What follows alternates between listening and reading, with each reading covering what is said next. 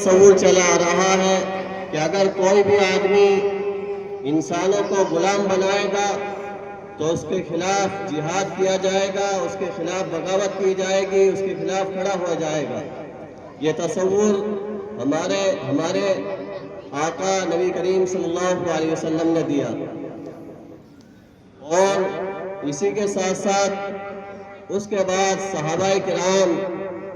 سے لے کر بلکہ حضرت امام حسین نے تو بالکل حد ہی کر دی کہ وہ ظالم و جابر کے سامنے کھڑے ہو گئے۔ کیا کیا کہ پورا گھر،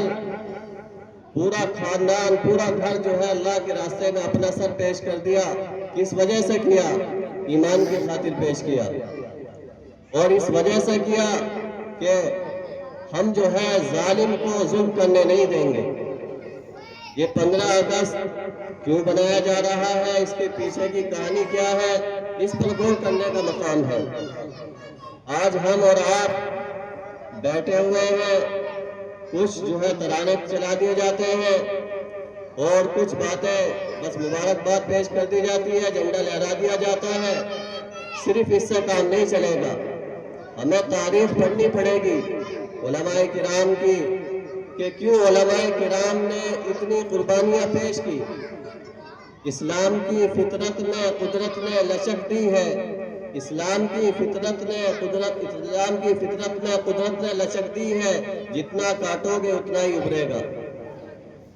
اصل بات یہ ہے کہ اسلام نام ہے قربانی دینے کا،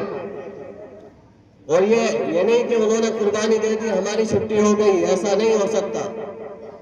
اگر آپ نے سوچ لیا کہ ہمارے علماء کرام نے اور پہلے صحابہ نے اور بڑے بڑے علماء کرام نے وہ اپنی جانیں گنوا کر چلے گئے، اب ہم آزاد ہیں، تو یہ آپ کی نافہمی ہے، غلط فہمی کا شکار ہے۔ بلکہ یہ طے کرنا ہے کہ جب تک زندہ رہیں گے، اسلام پر اگر ایمان پر کوئی آنچ آئے گی، اپنی قربانی دینے کے لیے تیار رہیں گے۔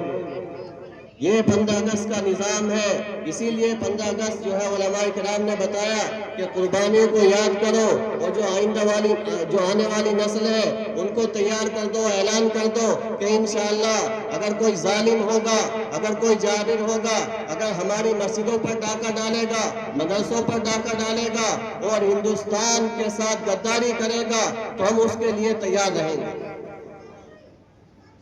یہ صرف ایسا نہیں ہے کہ سن لیا اور چلے گئے، بلکہ مستقل اتہاس پڑھنے کی ضرورت ہے، اور انگریزوں نے جو ظلم کیا ہے اس کو پڑھنے کی ضرورت ہے۔ آج انگریزوں کا ظلم کوئی یاد نہیں کرتا کہ کس طریقے سے انگریزوں نے ظلم کیا، سکھ پر ظلم کیا، ہندو پر ظلم کیا، مسلمانوں پر ظلم کیا، اس کو تو بھلا دیا گیا۔ وہ بھی انگریزوں کی چال تھی، انہوں نے ایسا شوشہ چھوڑا، لیکن علماء کرام نے جب بھی ہر میدان میں ان کا سامنا کیا۔ ایک مرتبہ انہوں نے شوشہ چھوڑا کہ کسی بھی طریقے سے ہندو مسلمان کو الگ کر دیا جائے، اور ریلوے اسٹیشن پر جتنے بھی اسٹیشن پڑتے ہیں سب پر جو ہے ہندو کا پانی الگ کر دیا جائے، مسلمانوں کا پانی الگ کر دیا جائے، اور یہ اعلان کر دیا جائے ریل میں جس کو پانی پینا ہے، اگر کوئی ہندو ہے تو ہندو والا پانی پی، اور اگر کوئی مسلمان ہے تو مسلمان والا پانی پیو۔ جب یہ دیکھا رئیس الاحرار مولانا حبیب الرحمان نے، تو انہوں نے اعلان کر دیا کہ لوگوں، اگر تم آزاد ہونا چاہتے ہو، اگر تم چاہتے ہو کہ زندگی صحیح گزارو، تو میری بات مان لو، اس پانی کو ختم کر دو۔ تو ہندو مسلم نے دونوں نے مل کر لاہور، دلی سے لے کر لاہور تک جتنے بھی اسٹیشن پڑتے تھے سب کے مٹکے پھوڑ دیے کہ ہمیں نہیں چاہیے ایسا پانی۔ اس کے بعد علماء کرام نے، انگریز جو ہے 1498 میں ہندوستان میں داخل ہو چکا تھا، اس کے بعد 1600 کے بعد جو ہے جب مسلمانوں کی حکومت چلی گئی تو مسلسل، بلکہ سب سے پہلے اگر کسی نے ہندوستان انگریزوں کی چال کو بھانپا ہے وہ ہے سید احمد سرہندی رحمۃ اللہ علیہ، مجدد الفسانی رحمۃ اللہ علیہ۔ انہوں نے کہا تھا کہ میری بات مان لو کہ ان سے جو ہے بائیکاٹ کر دو، یہ تجارت کرنے نہیں آئے ہیں بلکہ یہ تمہاری زمین ہڑپنے آئے ہیں، تمہارا مال ہڑپنے آئے ہیں، میری بات مان لو، ان سے تعلقات ختم کر دو انگریزوں سے۔ لیکن ان کی بات کسی نے نہیں مانی، اس کے بعد جب حکومت چلی گئی مسلمانوں کی اور مسلمانوں پر حملے ہونے لگے